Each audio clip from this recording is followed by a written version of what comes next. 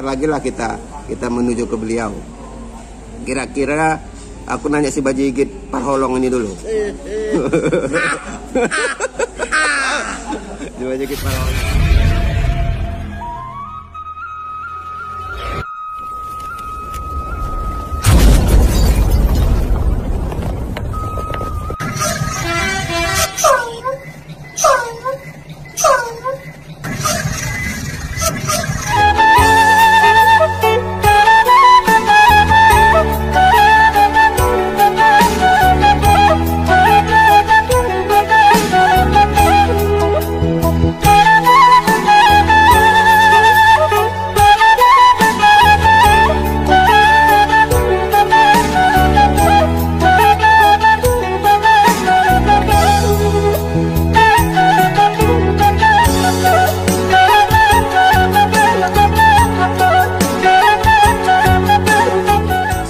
Assalamualaikum warahmatullahi wabarakatuh. Waalaikumsalam warahmatullahi wabarakatuh. Semoga setiap yang bisa mengucapkan kata sholawat diberikan kesehatan dan kelimpahan rezeki. Amin. Sahabat-sahabat sejangkau siar Bang Dul Tejebus. Nah ini yang nggak tahan awak, Bang Dul Tejebus. Jadi maksud dan tujuan Bang Dul Tejebus ini, kenapa dibuat namanya harus pakai bang? Apa memang harus wajib dipanggil abang? Karena aku udah tua, biasa dipanggil orang bapak. Kalau bapak rasaku jauh kali. Kalau panggil abang kan lebih dekat. Justru yang menganggap Bang Dul itu bukan abang ataupun perangkapan tua, justru menganggap om.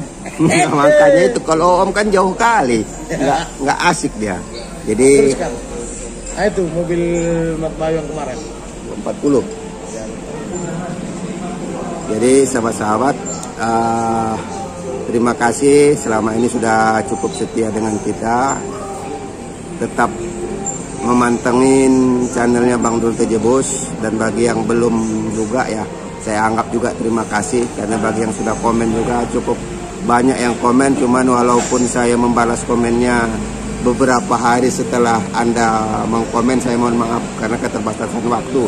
Tapi insya Allah pasti saya akan membalas semuanya. Dan malam ini sekarang sudah menunjukkan jam 9 malam. Karena main kita terus malam. Dan kebetulan di sini kita ada kedatangan saudara kembali, tapi bukan tamu. Karena kebiasaan kalau kita menyebut ada yang datang, ada tamu datang, tapi itu kita anggap bukan tamu. Siapa dia? Kalau siapa dia, rasa saya inisialnya aja lah kita kasih tahu ya, karena kita di sini berdua. Enggak, dari inisial juga. Yang sering diucapkan kawan-kawan mania. Semacam pasukan apa maksudnya nggak tahu. Pasukan dari Surabaya. Ya. Tapi yang jelasnya mungkin yang dari Surabaya sudah mengenal Jawa Timur. Banyak, Jawa Timur. Jadi nanti entah siapa beliau.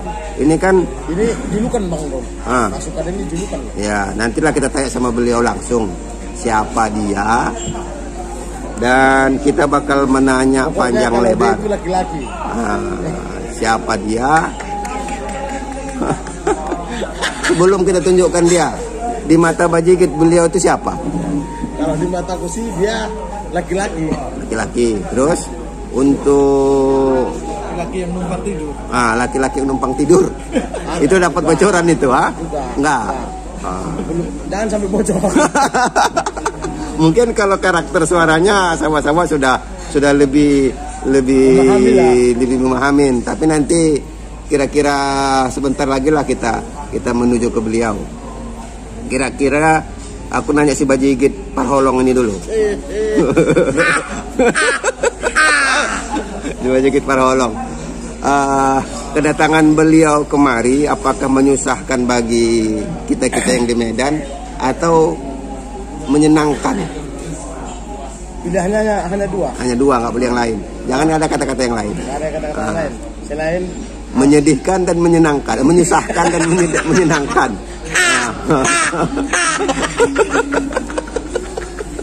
menyusahkan atau menyenangkan? Antara dua itu aja. Pilih yang mana? Bang pilih yang mana? Menyusahkan atau menyedihkan itu? Menyusahkan atau menyenangkan? Menyenangkan. Kalau menurut aku nggak menyenangkan, nggak menyusahkan, Bang. Jadi? Biasa aja? Enggak biasa aja. Jadi nggak tahu kan jawabannya. Nah, tunggu jawabannya nanti saya jawab. Setelah momen berikutnya. Jadi mungkin kita bakal ini masih kukarang dulu apa ya? Ya, karanglah dulu. Sementara kami ngobrol-ngobrol dulu kan. Kita dapat berapa menit jadilah. Jadi bagi sahabat-sahabat pun nanti yang ada komen di bawah, kalau nanti kita masih bisa bertemu dengan beliau, apa isi komen saudara nanti kita tanyakan ke beliau. Iya, betul. Ya kan, Bang? Iya. Jadi kita sedikit bergeser. Ini beliau. Mungkin bagi sahabat-sahabat dengan tampilan beliau pasti banyak penasaran.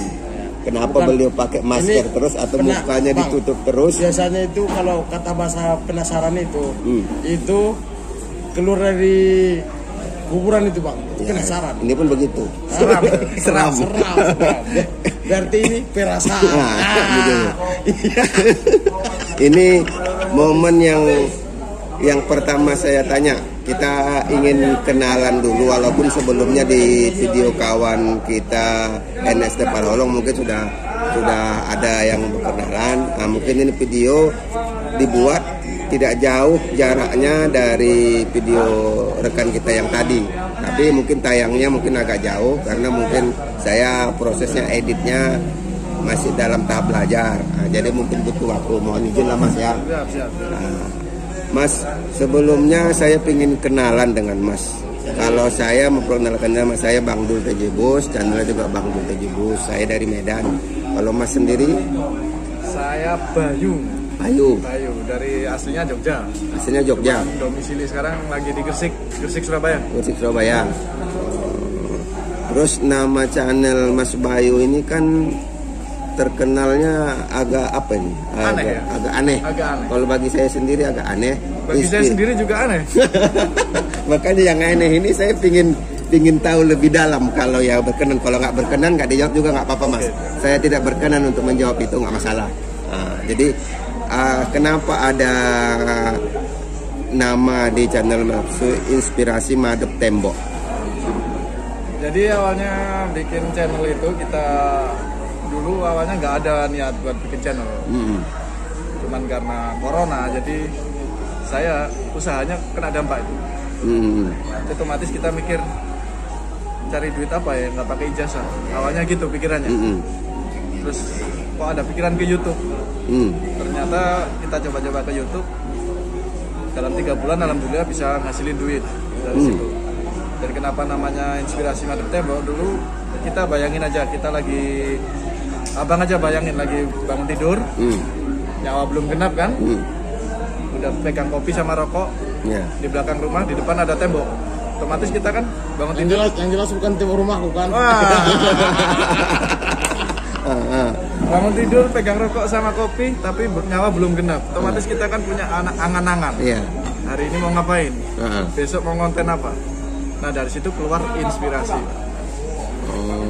Jadi ketika menghadap tembok sudah keluar inspirasi. Jadi biasanya itu Mas Bayu, kalau kata orang Medan, kalau misalnya ada angan-angan, itu jadi angin-angin. Oh gitu ya. Biasanya malah angan-angan itu ada kalau kita lagi boker malah. Kayak Mas Rian sendiri. Seperti Mas Rian aja sendiri, dia di boker aja, di situ beliau keluar inspirasinya. Itu kan bisa aja inspirasi.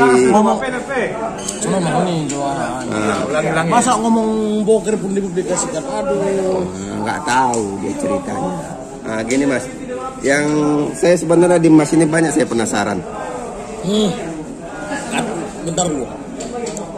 Masalahnya, aku tadi pas mau ngambil gelas ke belakang, aku dengar Bang Dul mengucapkan rasa penasaran.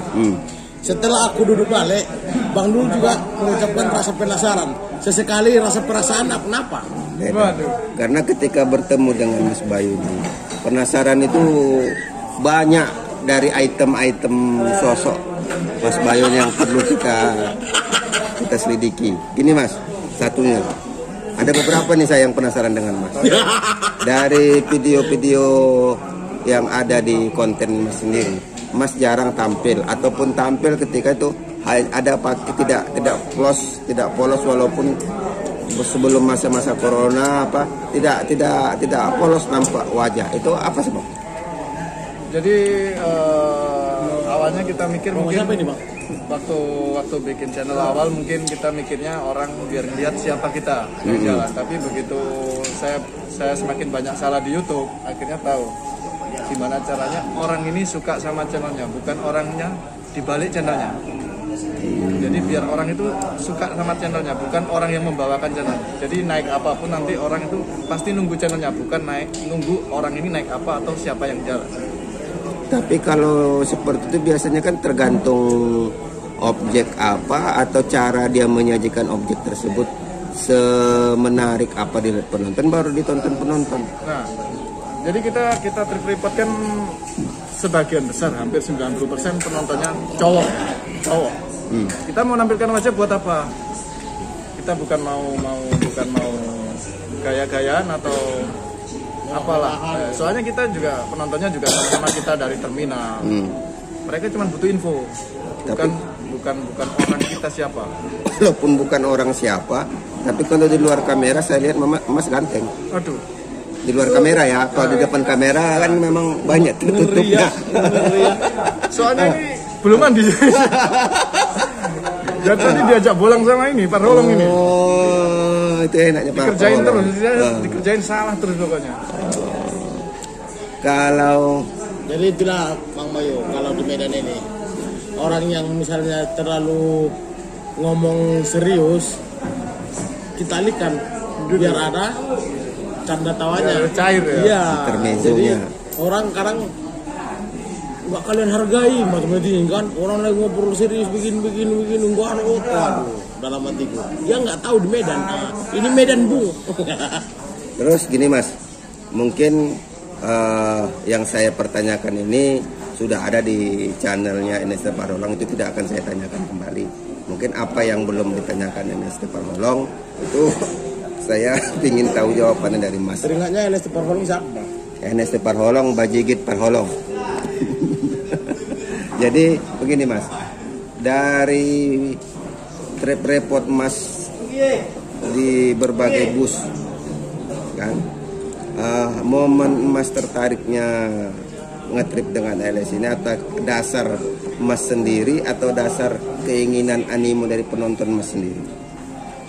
Jadi awalnya sih, kalau dari awalnya sendiri, saya sendiri dari dulu udah pengen ya, yang jarak jauh gitu, jarak jauh pokoknya yang ibaratnya ada di kelas terbawah lah, ekonomi atau gimana, AC ekonomi atau gimana, itu udah ada terbesit dari dulu udah ada.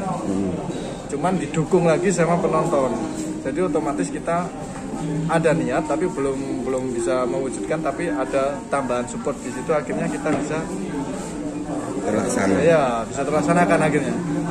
Kalau Mas sendiri di posisi penumpang, jangan di posisi konten kreator. Oke. Ketika naik ALS dari Surabaya kemarin ya, dari Surabaya naik 240, Mas lah di posisi penumpang sampai ke kota Medan ini. Apa yang Mas rasakan?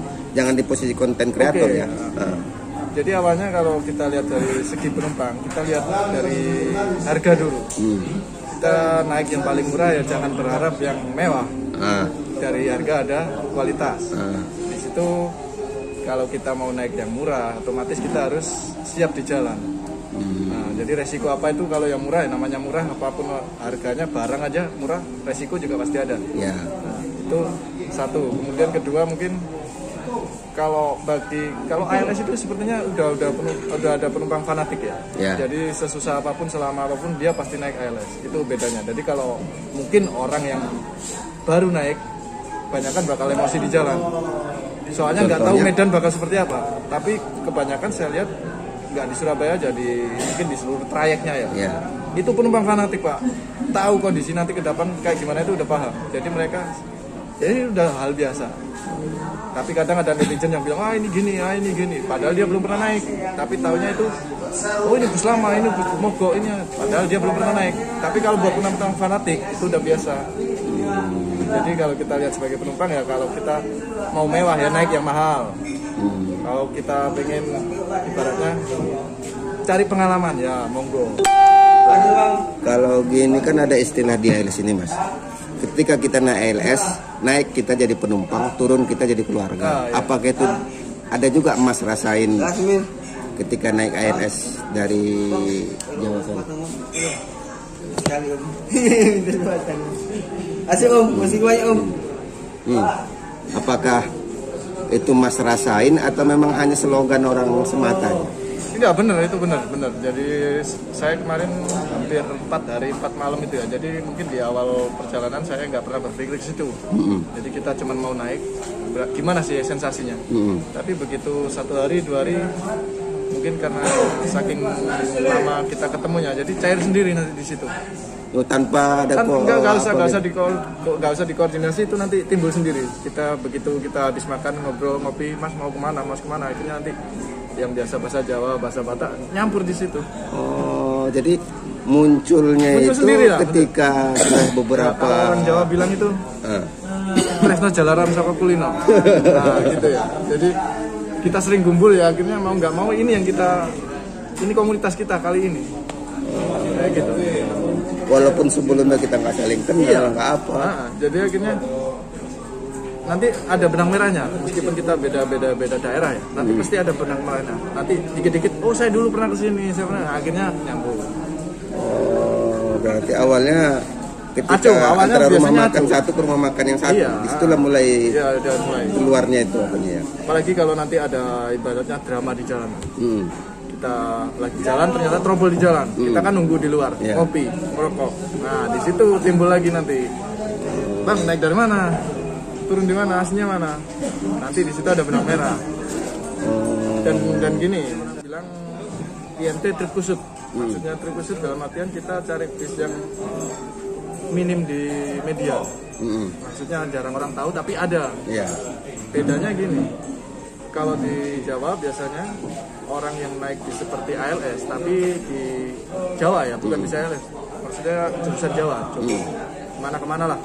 Itu kalau dapat masalah drama di jalan, dia berani buat ngungkapin apa hal kecewanya, berani. Tapi kalau di ALS gini, waktu saya tanya satu persatu, Bang gimana Bang, kok masih di sini? Saya pancing-pancing gitu. Itu katanya udah biasa. Oh, malah udah maklum mereka. Iya, udah maklum, nggak ada marah, maksudnya. Saya coba pancing, Bang, biasanya sampai sini jam berapa? Oh biasa Mas, ini Mas. Mungkin ya namanya resiko mobil jauh. Pasti ada lah kendala, orang aja jauh, apalagi mesin buatan manusia kan. Jadi bedanya di situ. Kalau di Jawa biasanya orang telat datang aja udah, besok gak mau naik besok. Udah mau, dia berani mengungkapkan. Tapi kalau di ALS malah, santai wae Mas, ngudut wae. Bedanya di situ, kita kelihatan nanti. Itu enggak saya message sama sekali ya. Jadi saya cuma sekedar pengen tanya kemana. Tapi nanti dia dikit-dikit akhirnya buka omongan sendiri. Iya, kita jadinya jalan aja gitu ya. Jadi kayak kemarin sempat trouble, dia bilang biasa Mas saya kayak gini. Biasa, berarti kayak telat gitu biasa. Iya biasa. Abang udah lama naik? Iya ya, memang saya udah langganan ALS, meskipun ALS-nya dibilang kayak gimana ya tetap. Ya itulah namanya penumpang fanatik ya. Kalau untuk ini dari pola pandang Mas sebagai konten kreator, untuk krunya sendiri dengan Mas membuat konten di situ macam mana? Jadi kalau ALS sendiri ya, dari ALS, dari sendiri. Dari sebelum naik, biasanya saya sebelum naik itu biasanya udah cari referensi dulu Bang. Ini nanti gimana, ini nanti jalurnya kemana. Dan untuk ALS sendiri saya banyak dapat omongan sih. Ada yang beberapa trip itu ada yang welcome, ada juga yang nggak suka sama kamera, ada. Jadi kita sebagai konten kreator harusnya bisa menempatkan, maksudnya kalau enak, krunya enak, kita bakal lancar di jalan. Tapi kalau ada kru nggak enak, biasanya itu gimana cara membuat video ini tetap tayang tapi dengan konsep yang berbeda. Kita manage sedemikian rupa. Nah iya, biar tetap saya ini tetap bisa bikin video sampai akhir, gimana ceritanya. Tapi kemarin saya welcome, alhamdulillah. Itu pun nggak sengaja, maksudnya nggak harusnya saya ngincer depannya kan. Iya. Ternyata dapat belakangnya, ternyata tetap sama enaknya. Cuman saya misalnya nggak dapat yang livery lama. Oh. Livernya udah baru, aduh malah yang eksekutif yang livery lama. Saya naik ekonomi tapi malah pinnya baru dirombak. Iya. Pinginnya yang lama. Pinginnya yang lama. Dan mungkin video kita ini sudah hampir setengah jam lebih juga, Mas. Nggak kerasa ya? Nggak kerasa. Jadi mungkin terakhir nih, mungkin Mas juga kan perlu juga istirahat. Kita kan sesama konten kreator. Apalah saran Mas sendiri agar konten kreator yang baru memulai atau yang hendak memulai, tips yang bisa Mas bagi ke mereka atau ke saya pribadi apa Mas? Kalau bicara di ranah itu sih saya nggak bisa banyak omong. Saya sendiri terjun di YouTube baru setahun 2 tahun, jadi sama-sama belajar lah. Jadi kalau buat konten kreator baru mungkin yang bisa saya sampaikan cuman ya kalau ada niat teruskan aja. Rame sepi teruskan aja. Yang penting niatnya jangan separuh-separuh. Kalau YouTube itu gitu, kalau kita pergi separuh-separuh dapatnya separuh-separuh. Kalau kita seumpama buat biar punya channel. Buat sampingan biar buat channel buat apa ya dapatnya nanti separuh-separuh. Itu kejam gitu ya. Iya. Walaupun dia nggak ngomong tapi dia kejam. Iya gitu. Oke lah Mas, terima kasih atas sharingnya. Saya harap juga Mas kemari bukan sebagai tamu, jadi Mas kita anggap adalah keluarga, walaupun Mas sendiri tidak menganggap kami sebagai keluarga, tapi kami tetap menganggap Mas sendiri sebagai keluarga. Jadi saya sebagai penyambung lidah kawan-kawan yang lain, mungkin mohon maaf tidak semua bisa ada waktu untuk berkumpul dengan Mas, tapi apapun itu ceritanya, mereka tetap menerima Mas walaupun tidak langsung diungkapkan ke Mas sendiri. Jadi ada di sini kawan-kawan atau bahasa kawan-kawan yang kurang mengena di bahasa atau di mimik, di gimmick apa segala macam, saya mau mewakili teman-teman mohon maaf.